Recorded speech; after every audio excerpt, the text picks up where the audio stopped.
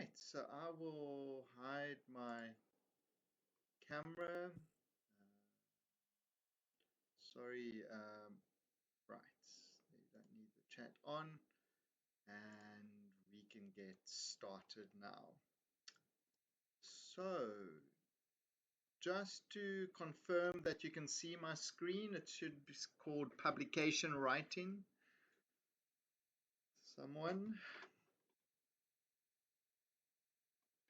Can you confirm that you can see the PowerPoint? Yes, we can see, Prof. Okay, perfect. Yes, I can see. Thank you. So, so this workshop is really for when either you are at the end or maybe you've done with your master's and you've started your doctorate, but you still want to publish a few papers from your master's, or you may be at the end of your master's or doctorate and you want to publish. So at CPUT, you know that you are required to publish at least not publish, submit an article for publication for masters, and for doctorate you need to have an article accepted or published in order to graduate. So hence the importance of this workshop. My name's Rodney Duffett. I'm from the marketing department. I'm a research coordinator. Here's a YouTube link from last year's presentation that I gave, and I am recording this presentation and I will also put it on YouTube, so that when maybe you're no longer a student at CPUT and you want to access it, you still will be able to access it, because sometimes, then you don't have access to Blackboard anymore. And Blackboard actually, we believe next year will be its last year, and then Blackboard will be no more. So we're going to have to make alternative arrangements because they have gone bankrupt. So let's get started with the presentation. So just to say firstly that, I'm not a guru in publishing. I have published quite a bit. I've published 55 journal articles now, but I still learn from each article I submit. I revise, I accept each rejection. Sometimes I submit an article and it gets rejected, 5 times from different journals. And you just have to keep listening to what the reviewers say to you, make changes, and then submit to another journal until eventually someone accepts you. At the end of this presentation, there's actually a reference list, which provides a lot of useful sources that you can use. Besides having published as well, I have peer reviewed about 430 journal articles myself, so I pretty much have a good idea of what should go in a journal article. So I do have some experience. So yeah, be sure to look at the reference list for additional sources. This workshop is for new researchers, so not seasoned, experienced researchers, and it just covers a number of interesting topics, from publish or perish to types of periodicals to generic structure, the writing processes, obstacles, choosing the right journal, and the peer review process, as well as handling rejection. I did write a full paper on this actual article last year. I put it on ResearchGate, so this PowerPoint I will make available on Blackboard after the workshop, so you can go and access it there, and I'll put the recording there and the different links, so you will have access to this afterwards. So, what is publish or perish? Why is it important for us to write journal articles, and what does the term publish or perish mean? It means at a university there's pressure for students and for staff to publish. For students, because it's part of your research. You need to publish for a doctorate or submit a paper for a master's. And as a university staff member, if you want to get promoted, ultimately you need to publish quite a bit, because a lot of emphasis is placed on publication. CPUT was formerly Cape Tech and Penn Tech, and we merged to become this new Cape Peninsula University of Technology, 20 years ago. When we're at Technicons, we're more focused on the teaching. Now that we are actual university, there's more emphasis being placed on research activities. just my story for the first, I've been at CPUT, or at least I started at Pentech in 1998 as a part-time lecturer. I think eventually I became permanent in 2002. And for the first, I would say 10 years, my main focus, or like first 15 years, my main focus was on teaching. But then in the last 10 years, after I, completed my doctorate about 10 years ago, then I became more interested in research. It is difficult to juggle teaching and research together. So, I work 12 to 14 hours a day, 6 days a week. I take one day off, mind you. Otherwise, I would not survive. And obviously, through this hard work, eventually I managed to get promoted through the ranks from senior lecturer to associate professor to professor last year. And now I've got a bit of relief from teaching, so my main focus is on research. Um, then just to talk about the mandatory PG article submissions, I already mentioned as a master student required to submit an article. But for me, that's not good enough. With my master students, I want each of them to actually get an article published, and I help them do so. Because that's really where your research gets exposure, not sitting on some university repository, but if you get it published, in an international journal, then thousands and thousands of people can view your research. As a doctoral student, you need to get an article published. Also, submitting articles is important for ConfCom funding for those of you who want to attend conferences. Fortunately enough, as a master student, if you're still currently studying, you don't need any research outputs, but if you're a doctoral student, you will need some outputs, at least a couple of articles before you can get that type of funding, but your supervisor will help you. Why is CPUT and higher education placing so much emphasis on publications? Well, a DHET journal is equal to one research output unit, and if it's an accredited journal, it's worth about 130,000 Rand to the institution. Mind you, that money only comes 2 years or 2 to 3 years later. And secondly, it must be uploaded to the Clarivat Converus, and it must come from a DHET accredited journal. So there's a whole list of journals, and it must be a journal on that list. So it is worth money to the institution, and government's cutting subsidies every year. So research money is one way to help the institution stay viable. Book chapters are also worth money. It's like 8 to 10 units per book as well. So yeah, just very important though, if a research output unit, if a journal article has 3 authors, each author gets 0.33 of a unit, so it is split up. So that must also be taken into consideration. What are other reasons for publishing besides the fact that you have to? Me as an academic and you as a student, is that you want to obviously contribute to the body of knowledge. You want to gain recognition for your research. You want to build a reputation. It will help you establish professional networks. So if you publish in certain instances, people will contact you, maybe wanting to know more. It will help you secure funding. It's good for personal growth. It looks good in your CV, and it's exhilarating to see all the hard work eventually published. And even though I published, as I say, 55 articles, each time I get a new one published, it gives you quite a kick or quite a rush. There is a useful website. If you go to the CPD website and you go to research, this will give you some useful links. We don't have time to go through it now. Types of periodicals. So firstly, just to tell you the difference between the various publications. So popular press is basically your Huisgenoot or your You magazine. It has a wide range of topics, typically short, entertainment, promotes products, pictures and photographs. Many have moved to online formats now, so there's not so many print copies anymore. A lot of staff writers, freelance writers, reaches a broad audience. Is this a place to publish your research? Definitely not.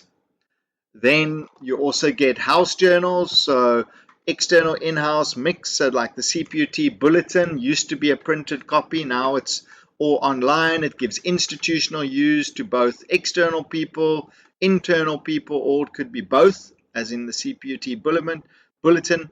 And like if you get, like if I do a piece of research, a good place for me to get publicity is to write a short little article on this and create some publicity within CPUT, or maybe the people that look at the CPUT website from external. Again, this is not a place to publish your research. Academic journals is where you need to publish your journal, is totally different.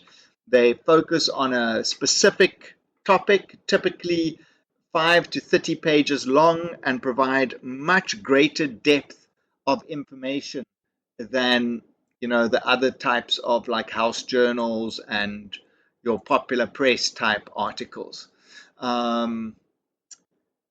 They also publish the latest developments and original research. As I said, the longer, the in-depth, specialized target audiences, so academics, students, researchers, scientists, professionals, industry specialists read this. There's different journal categories as well, so original research to book reviews, projects, conference proceedings, case studies. Yeah, I'm just highlighting a few things here. Right. And then there's also peer reviewed.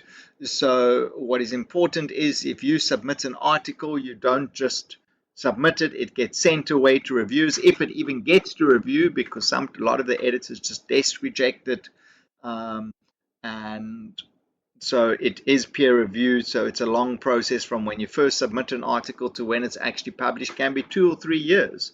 And some journals, it can be 2 or 3 months. It just depends on the journal. What is important for us is the DHE subsidy, as I've already mentioned. So there's also different indexes. So if you have a look at the different, there's a list on the CPUT library that has Scopus, World of Science, IBSS, Norwegian, DHET, Silo, DOAJ, which is the weakest of the indexes, that you can choose from literally like, I don't know, 60, 70,000 journals in which you can publish in. And I've also given you a link. I'll just have to check that all these links still work. After the presentation, I will do a double check, because you know that the CPT website underwent a major revamp a month or so ago, so I just need to double check all these links. But before I upload this on Blackboard, I will just double check that all of these links are still correct. So this is where you can get a list of the DHET journals, but I just need to double check that these links are correct, because as I say, the whole website underwent major revision recently. Predatory journals, so often in your inbox you'll see a journal inviting you to submit a paper.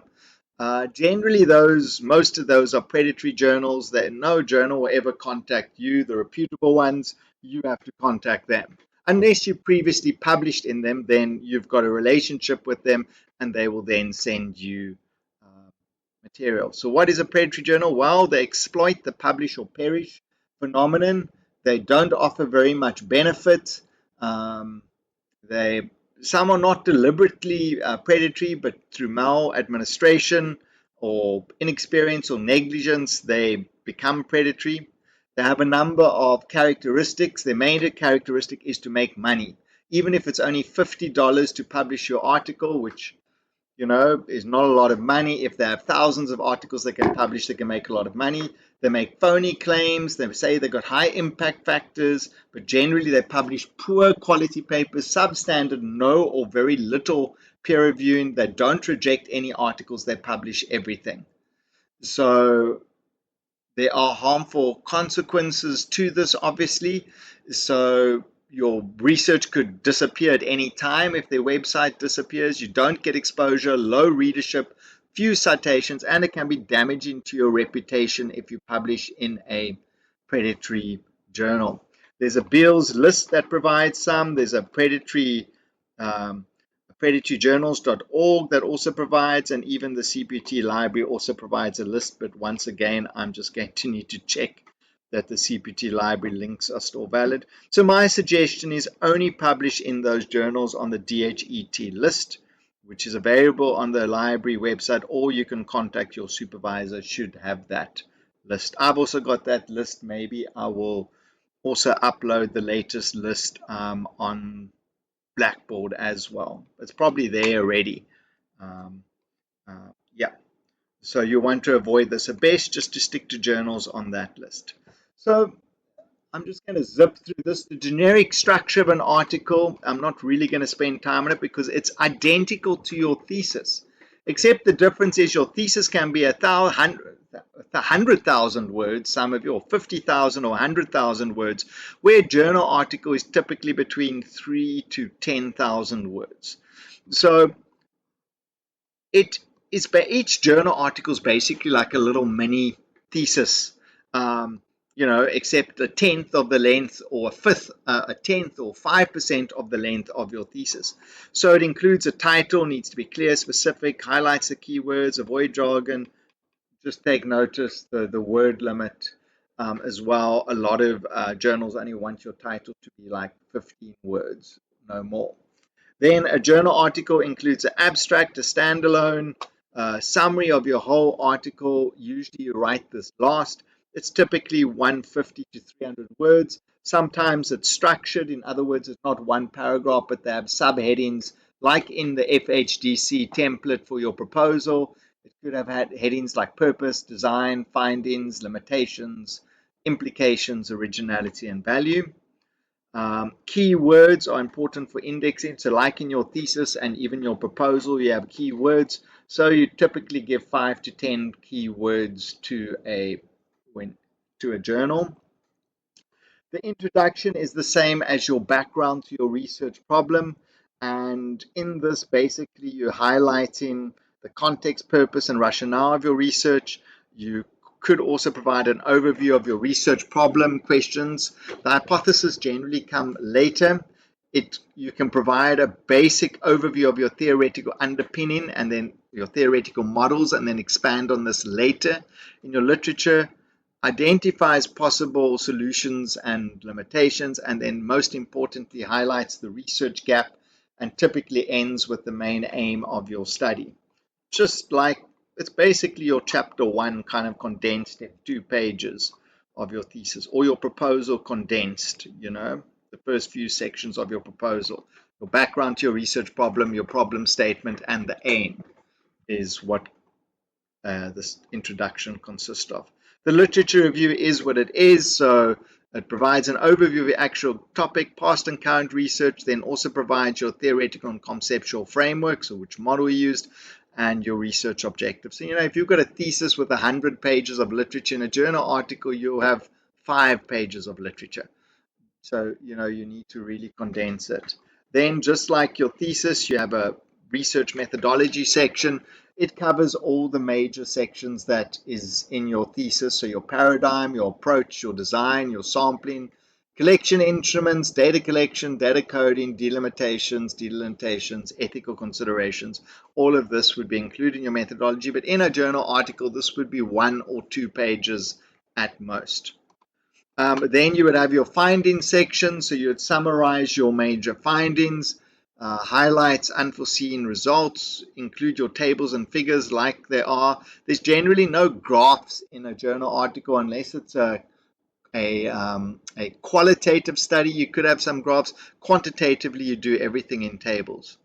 You don't discuss your findings just like your thesis, although in some qualitative studies they do insist that you actually combine your discussion and findings into one section, but quantitatively usually you just state your findings in one section, and then in your discussion section you provide an overview of your findings, your results in relation to other people. So you're basically comparing your results to other people and adding your own critical voice. Then you would end off with a conclusion, which often has a theoretical and implication section.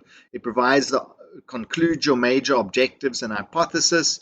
It highlights practical managerial implications here, and it also often includes the limitations and recommendations, and like a conclusion paragraph as well, could be separate.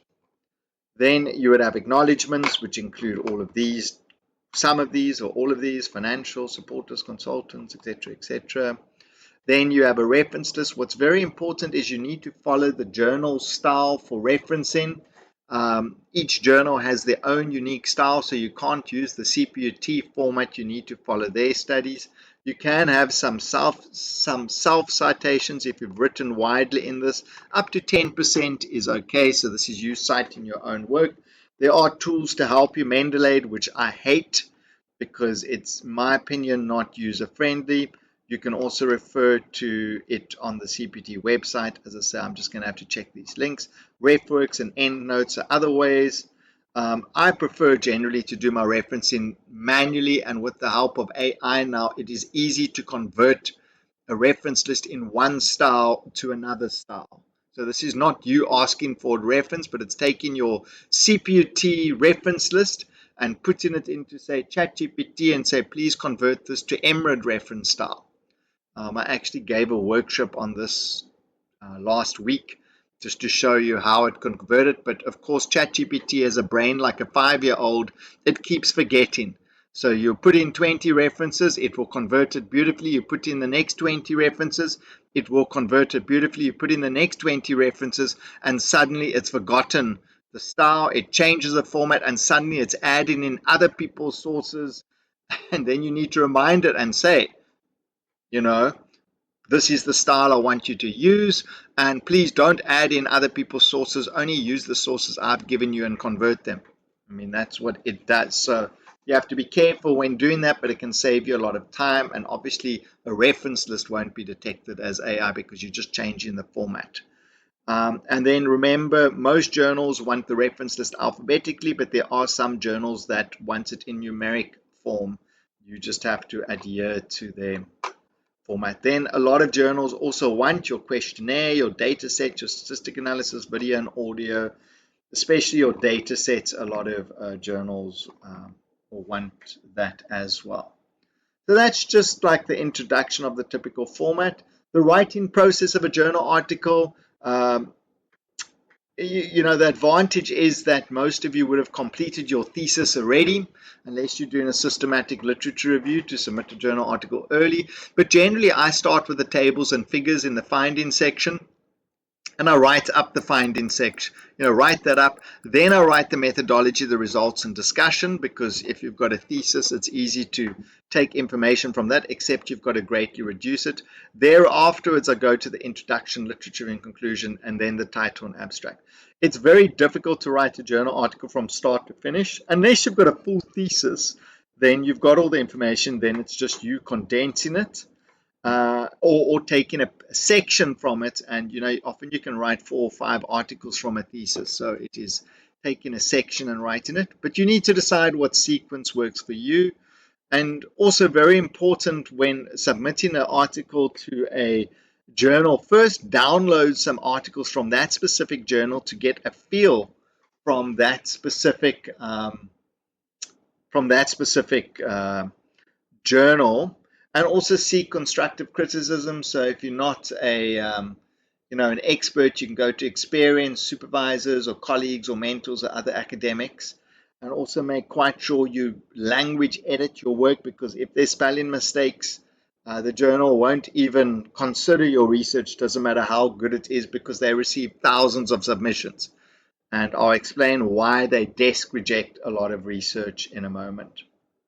Publishing from a thesis, so very important when publishing from a thesis, is you need to conduct a fresh literature review, because often by the time you're done with your thesis, your literature is a year or two old, so you need to update your journal article with the most recent literature. Also, the journal word limit. Most journals, as I said, limit from 3 to 10,000 words, so you can't publish your whole thesis in 3 to 10,000 words. Usually you pick a section, a part of your findings, and publish it, because you can't summarize it. You just basically want to publish the essence of your topic, and there are other factors to consider when writing or submitting articles during or after the completion of a thesis, such as the language and writing style, the originality, the significance, the depth of the methodology, the level of detail you require to go into, are other factors to consider when publishing from your thesis. Also, publishing ethics. So there's some useful websites, plagiarism.org. You need to consider you can't just copy and paste other people's works. So we use Turnitin here. So when you write a journal article, run it through Turnitin. Or Blackboard safe assigned, but that's for undergraduate students. So Turnitin, check your work that it's fine. Also AI detection. Most journals do not allow AI now. So run your work through originality.ai, CopyLeaks. Turnitin also has AI. Make sure, they all going to ask for disclosure. The journal's going to ask for your Turnitin. They're going to ask for AI disclosure, so make sure of that. Also, other people, false data or synthetic data. People, AI can make up data for you, is another problem. 99.9% of journals will not allow that. So other people submit their journal article to 2 or 3 journals at the same time. That's also not allowed. You can only submit to one journal at a time, because what happens now if 2 journals accept your paper, you've got a big problem. At the end of the day, neither of them will then publish it. Authorship, who goes first author, second author, third author? Um, you need to take that into consideration as well.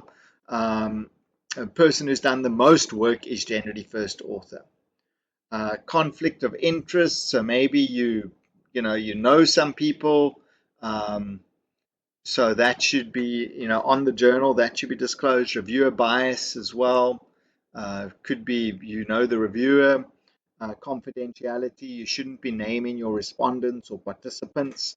As per your ethics clearance, you need to abide by that and anonymize it. Possible blocks to academic writing. So yeah, everyone experiences, some type of anxiety when writing up work, and it's new subject matter, it's an unfamiliar structure and style, you have an international audience, so everyone has it. So how to overcome this? There's some days when you just don't feel like writing. So here's some tips to get started writing. So you can write everything on one page, just like brainstorm and work out your own little figures. A good tip that I give my students is to summarize one journal article a day, and I give them a format. If you go and look on Blackboard, you'll see that there was a research proposal workshop that I gave earlier in the year. If you have a look at that, you'll see that there's a table that I give them. Give the author, give the main objective, list the main methodology, which is the observed research gaps, highlight the main findings, and highlight the limitations and research gaps.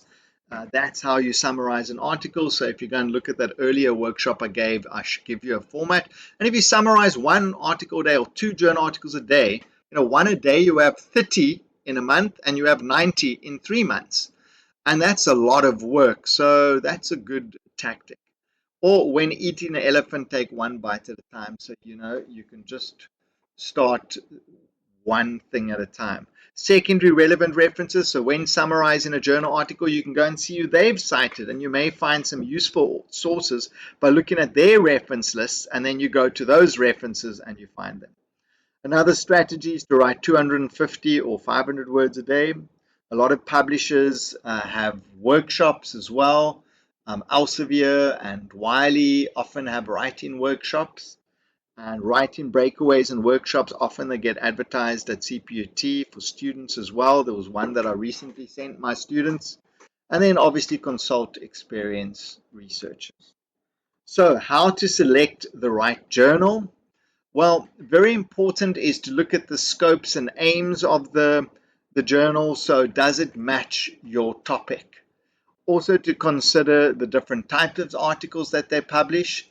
So yeah, readership. So is it a local journal or international journal? You've got to consider that. Current trending topic. So what is trending in that journal? So, you know, that or often what I use is, if you've cited a lot of sources in your thesis from a specific journal, then surely that journal should be a possibility for you to publish in. But as I say, current trends, if your topic relates to something they're publishing a lot of, then that would be a good journal to target. Other factors, the editorial board, the impact factor. So if it's a very high impact factor journal, maybe you don't want to try and publish there because there's a good chance it will be rejected. The journal's metrics, international standing, original content, the peer revision, how long it takes. You don't want to submit to a journal that takes you 6 months before they give you feedback. If you need this publish an article to graduate, you want an article that gives you feedback more quickly. Most journals give you that time. The type of publication, page fee. Some journals are very, very expensive, so there may not be money to get it published. Open access as well is something to consider as well. Then you get something called descending the stairs. So most people try and target high impact journals. Um, but often then you get desk rejected, so then people target lesser journals, not as high impact. We'll talk about that moment. And then people eventually target, maybe field specific journals, and then finally people go to national journals. The last place I'll publish in is a South African journal, simply because I don't get as much good exposure in a South African journal as I do in an international journal. You can also write articles with multiple topics, so often a specific publisher. So I pick, for example, Emerald, and then I write an article, and I do a lot of research in cohorts, so Gen Z and Y. So there's a journal called Young Consumers. So when I write that journal article, my focus should be on young consumers because that's the journal's topic. But if that journal then rejects my article, then what I do is I may submit to another journal, like they've got an international journal of with a developing country focus.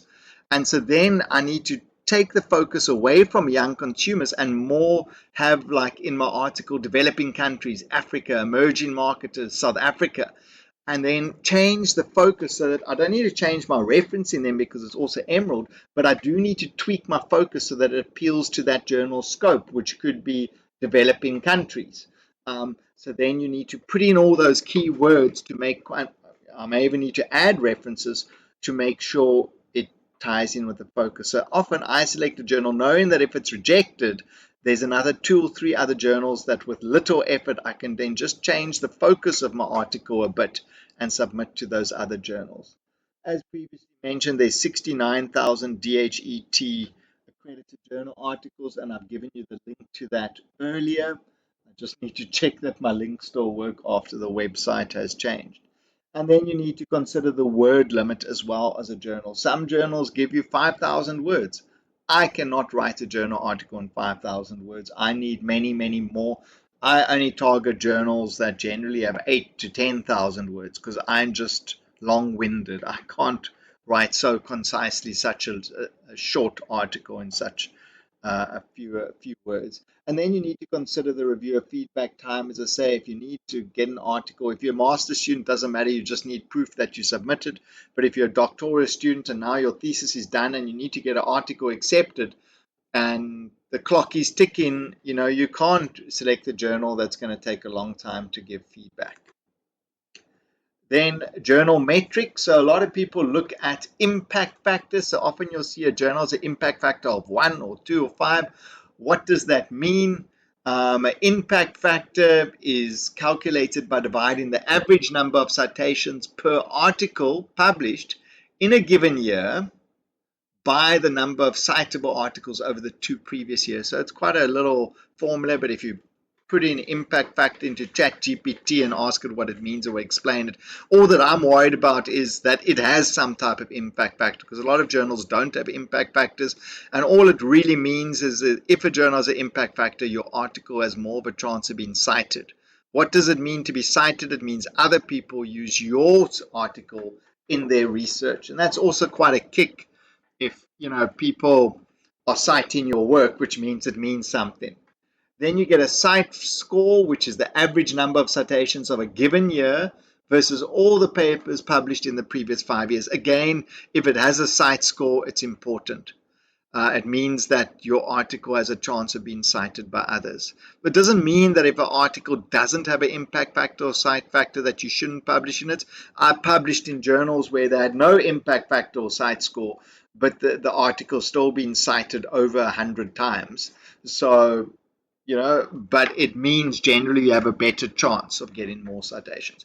Quartile, so quartile 1, Q1, 2, 3, 4 means in a Q1 means that it's in the top 25% of journals in that category, which means that obviously it's a high impact factor journal where you'll get more citations, and Q4 is all the way down, is a lower.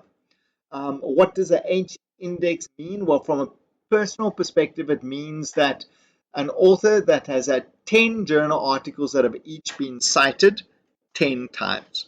From a journal point of view, if a journal has a H index of 100, it means that it has 100 articles that have been published 100 times, which means that if you're a little novice researcher like me, it's much harder to get an article accepted in a high journal with a high H index. So I generally like to target journals anywhere from 30 to maybe a H index of 60 to 70. I'm not targeting them when they're 100 plus, because then I know, they're just crazy. They're so strict. Also, Schemago, you can go and play around with this website, which shows you a whole bunch of metrics. And then also the library website also gives an impact guide. Again, I'm just going to have to check if these links still work. And there's some other measures which I won't go into. So the peer review process, what is this? Well, now you must know that an editor wants to publish the highest quality uh, manuscripts. And they receive thousands and thousands of manuscripts. And so, yeah. So what do they look for? They look obviously for high quality manuscripts. They look for thorough referencing. They want to make sure that your article is maintained ethically. Um, Editors and reviewers, what do they look for? They look for original research. It's no use if 20 people have published an article on your very identical research, they're not going to publish it. They want to make sure that the research questions are clear, the hypotheses are clear, it's got adequate methodology, suitable findings, graphic representation, well, at least figures, and you cover the ethics issues. So that's what the aim of peer review process is. The actual process itself, so what happens is the editor receives your article, they screen it, and he has a look at it. If he feels this is original, it meets all of the aims that I mentioned here, then he says, okay, I'm going to send it to reviewers. Now you have to bear in mind that, as I say, a journal article could receive anywhere from 1,000, a journal could receive 1,000 to 5,000 articles a year, and reviewers peer review generally for free. They don't receive anything to peer review.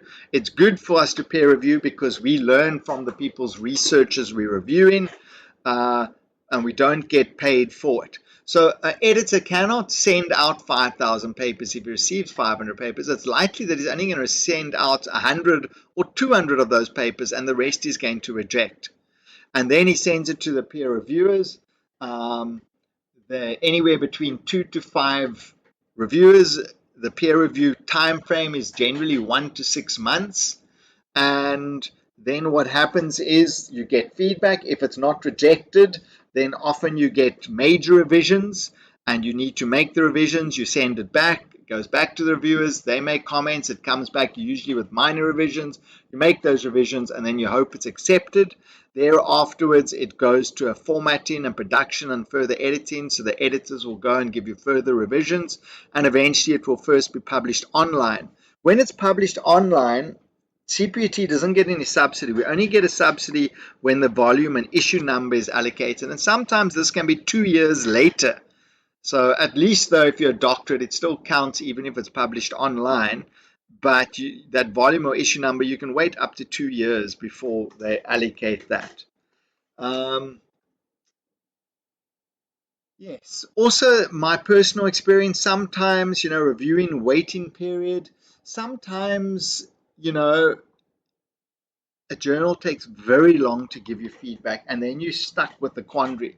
Do you withdraw the article and submit it elsewhere, or what you do? So usually after about 6 months, then I start emailing them and saying, look here, 6 months later, I still haven't received feedback. And often they can take 6 months and then reject your article, with no feedback. Then you've wasted 6 months of your time. But if they're taking a long period, then I email the editors and say, look here, you're taking long, what's happening?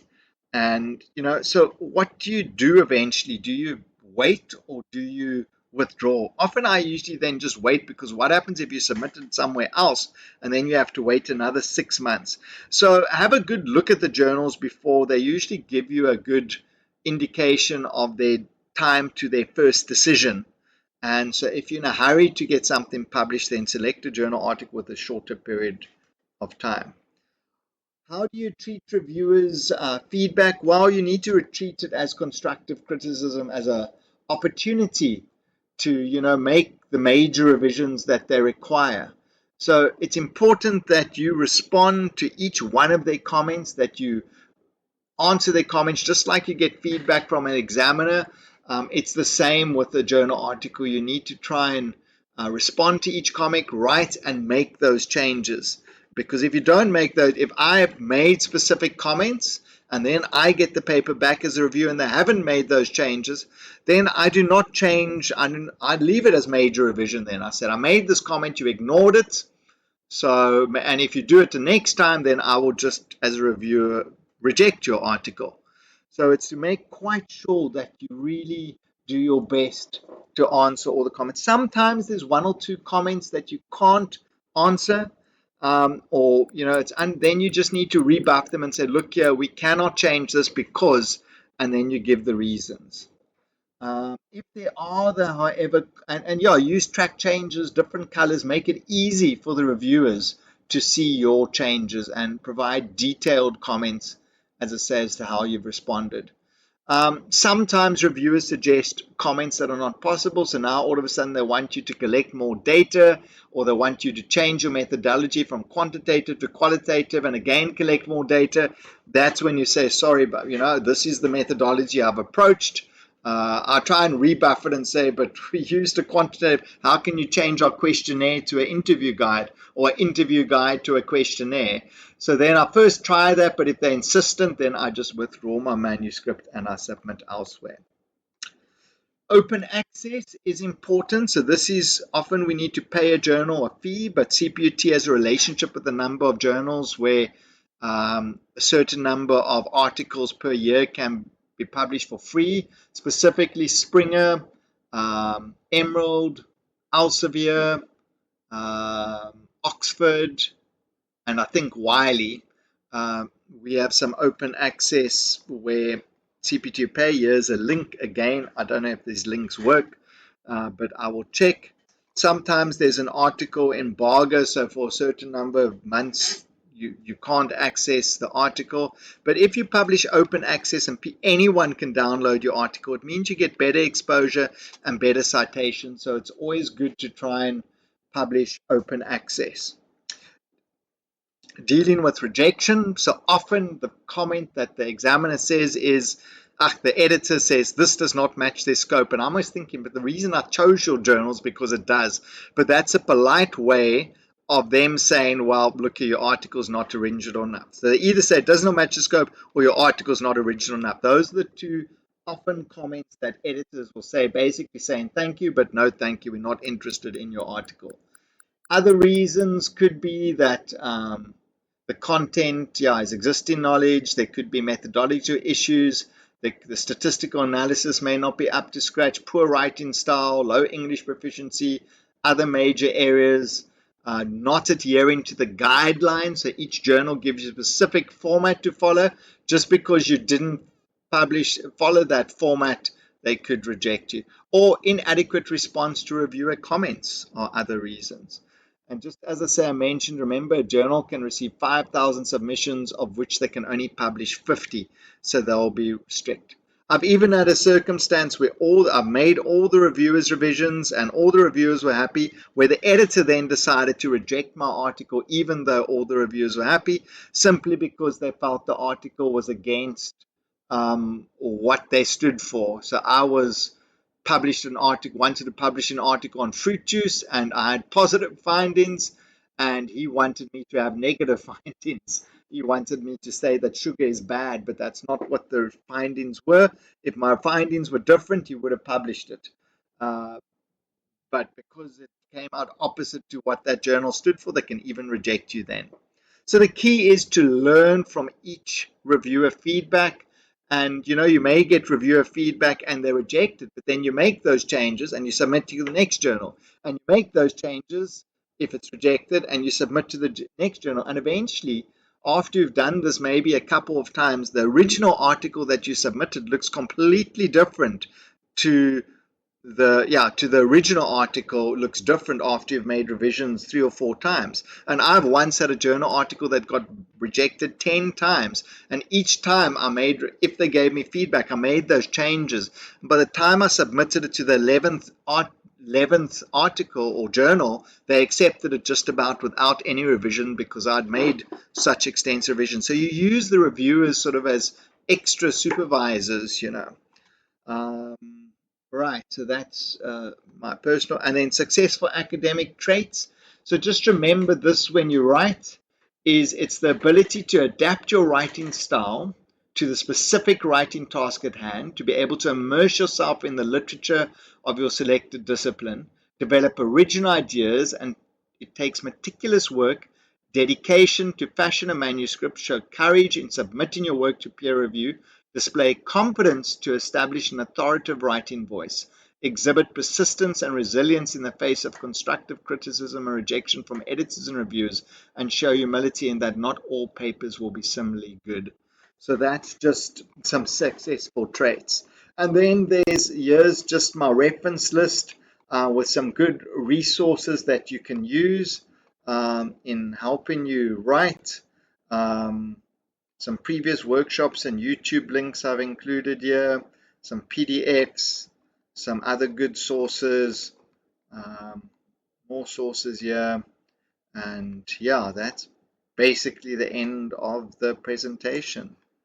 Um, as I say, this is being recorded, so I'll put it on YouTube, and that's just the process. So really, writing is, once you're a long way in your thesis, it's really the only way to improve your writing is to write more regularly. And once you've done one journal article, it makes it easier to write the next. Now, I've had master students who have published 8 journal articles from their thesis.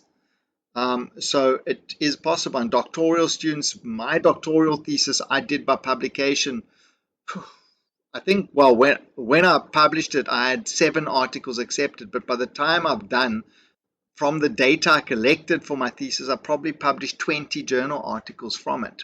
So it just depends how everything is, how you set up your questionnaire, how you set up your research as to how many articles you can publish. So when I supervise my students, I always look at their research not from a thesis point of view, but how can I divide this article up into journal articles, because that's where you're going to get the exposure. So it is important how you set up your questionnaire or your interview guide and how you set up your thesis as to how many journal articles you can publish afterwards. Yes, so now it's open to you for questions. I see a whole lot more people joined since I started. Anyone have any questions? And there's no question too silly to answer. I don't know where everyone is. I only spoke to the first 3 people. Go ahead, Rodrigue. Uh, Let me just, Prof, thank you for the insightful presentation. Just a question now. Like I did my master's in what 2019. So Yeah. basically, most of my data in my lit review it's now old. So Yeah. what advice can you give me if I also want to? Because I saw an email coming through. There is like a article, program or thingy that CPT is hosting Yes. in the next couple of weeks. So where would I then start? Can I Yeah. use some of the content that I'm currently writing on, or should I go back to my master's? No, I wouldn't go back to your master's. Is too old now. 2019 is old news. I would, you could do a systematic literature review. In other words, you don't need to have collected data. A systematic literature review is also a format of writing articles. So if you attended that, then you would, however many you'd use, 50, 100 sources, and write, yeah, as I say, to uncover, what you would do in any event, your literature review in your proposal. If you've consulted enough sources, that could also form the basis of a journal article. So I would say moving forward, rather work with your doctoral topic, and in doing that, it will help you with your doctoral studies as well. And as a doctoral student, you're going to have to get an article accepted. So a lot of them get their literature published um, in as a systematic literature review. So that would be my advice to you. Okay, thank you very much, Prof. Good. Any other questions from anyone else? No other questions? Yes, well, if there's no other questions, so I've recorded this workshop. I will put it on Blackboard. I will just firstly want to check all my links that they are working since they updated the website about a month ago. So some of the links may not work. So I will just insert the correct links into the PowerPoint presentation. I will also put this recording on YouTube and put that link on Blackboard because, as I said, Blackboard is going to disappear uh, the end of next year, I think. So then that will still mean that you'll be able to access this video later, because some of you may only write your journal article in a year or two's time. So then if you just download the download the PowerPoint, then you'll have that YouTube video link. And even when Blackboard's gone, you can still now come back to this PowerPoint and use it to help you when you reach that point of your research. Yeah, so thank you very much for joining. And later on tonight, I will upload everything on Blackboard for you. Okay, so yeah, thank you very much. I'm going to stop recording. If anyone has any questions they want to ask off the record, let's just try and stop this recording. Then I will wait on the platform for